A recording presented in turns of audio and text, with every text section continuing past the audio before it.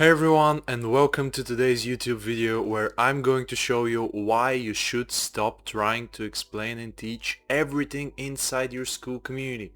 And for proof, I've done this myself. I built my Skool community from 0 to over 120 members in just a little over 100 days, and I've averaged over 200 daily activities for the past 45 days. So I'm going to tell you my learnings in this video. And just a quick announcement, I launched my new $1 million messaging program where I have put together everything that I know so far in helping you to achieve it as well.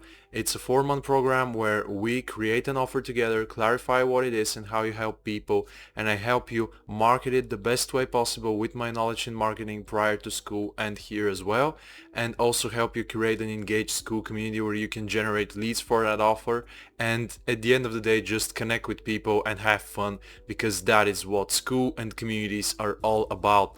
Helping people and earning beautiful money just by providing value in wonderful communities. So with that out of the way, if you want more info on this, click the top link in description to book a call and see more details about the program. But if that's pretty much everything, so let's get started with today's video. Now, the first point that we should be mindful of as community owners is to not position ourselves as the experts, because that leads to overwhelming the members. And I did this mistake myself when I first started. I was the know-it-all guy. I thought I knew everything about my topic and people were just going to listen to me because they should. But I couldn't be more wrong. Because here's the truth, guys. When you're experts, you are kind of that teacher that nobody likes in school. We all had one of these. And if you remember in school, when you sit in class and this teacher just keeps on going, keeps on rambling on his topic, you just lose interest and you're really quiet. You don't take part in the interactions. Why? Because you don't feel that you can contribute in any meaningful way. It's the same in a community, but just online. When you are positioning yourself as that expert, as that center figure, nobody will start posting, nobody will start commenting because they feel out of place. They feel that what they're going to say won't contribute to the overall conversation. And it's your job as a community owner to just be calm and just let people take more part in it, in your community. Don't be such an expert figure trying to constantly provide value, because that overwhelms people. And it's funny that the number one reason that people leave communities is just overwhelmed, because they're overwhelmed with knowledge, with courses, with calls. And just stay calm, try to provide value, but don't be the expert center figure. And another thing is that knowledge is kind of a curse in this Skool community game, because when you know a lot, you kind of want to share everything, and as I said, you end up overwhelming people.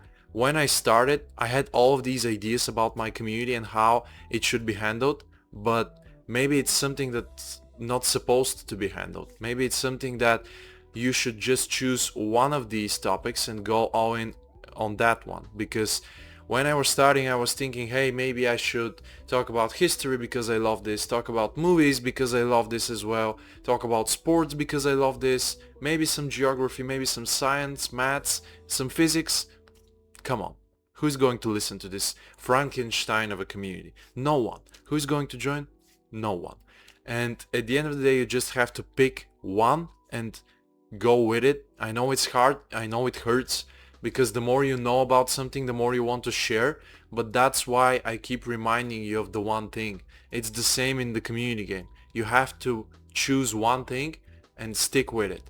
And again, another thing that I want to share with you is the whole topic of teaching versus leading a community. And we talked about this briefly early on, but you shouldn't just stay there as a teacher, as a center figure, and also you don't need to position yourself as a teacher, and also the about page shouldn't dictate that your community is a place where people learn. Maybe you can sell something that is learnable, that people want to learn, but at the end they stick for the community, for what they need. You sell them what they want, but you give them what they need.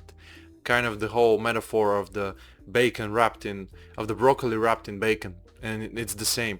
You shouldn't teach all the time in your group, because that way people stay quiet, and when you're a leader, you appreciate everyone, you big them up, you give them appreciation for their contribution in the community. When somebody suggests something, you do that, and you then say, hey, this is because of Jack, I appreciate his suggestion, let us all give some applause to Jack, and you do that.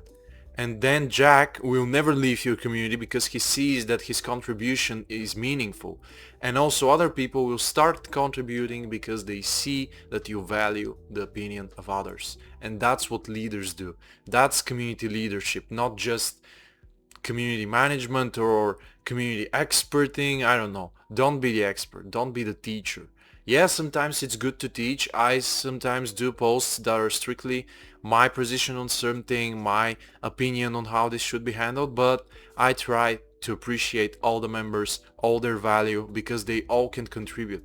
And then this community comes alive because it's all about the opinion of everybody, all about what everybody can contribute. And when they do, you start seeing all these beautiful pictures coming in, because then it becomes fun, then it becomes really enjoyable, and that's what communities should be. And another thing that I want to share with you is that simplicity leads to retention, and that is the most important thing, probably, especially in the beginning, because as I said, we all try to give a lot of value. I did this as well. I tried to work on as many courses as possible, put them out for people to see, but nobody would watch these courses. So at the end of the day, you should keep things simple, because when everything is simple, people stay with you for longer. And if you think about it, all these mega companies that we know, like Netflix, like Amazon, they are simple at first. Yeah, they then try to scale and try to work for the masses, but we can't do that as community owners. We can't offer something like Coca-Cola, like Amazon, to serve everybody. No, we can't do that yet, but maybe in the future. But we have to, they started simply. Amazon started as a place where people bought books. That's it. It's the same with your community. Start with one topic, just one thing, niche down until it hurts, and then, only then, you should start reaching more and more and more people. Alex Hormozy talks about this beautifully. You can be the best plumber in town, and then when you have the best plumbing business in your whole town, you kind of go into your whole region, then maybe your whole country, and then you are a business expert, and then you start creating content about business in general and sharing it with everybody, because you have that experience behind you. So you niche up and up and up and up with time, not at the beginning, because simplicity keeps people in there. It leads to retention.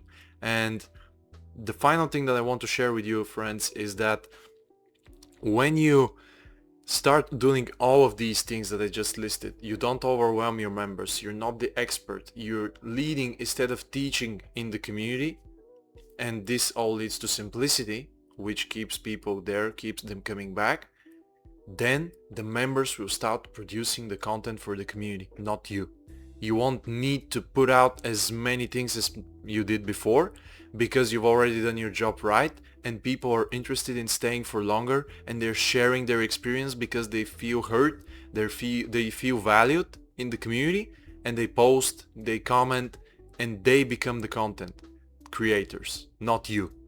And that's what a beautiful community is. That should be the end goal for all of us as community owners, as community leaders, to just have that community where members create the content and we just guide them to the proper direction. And that's it. That's the beautiful game of community building that I'm enjoying, and I'm in it for the long run. Be patient. Don't rush things, because if you rush things, you burn out and then you quit, and there's no need for that. You should enjoy what you're doing, and I hope that you enjoyed this video. I hope that you got something out of it. And as I said in the beginning, if you're interested in working with me, check out the mentorship program down below in the top link of the description. And if you want to join my Skool community, it's in the description as well. So I hope this video was useful for you. Give it a like, subscribe for more, and I will see you in the next one.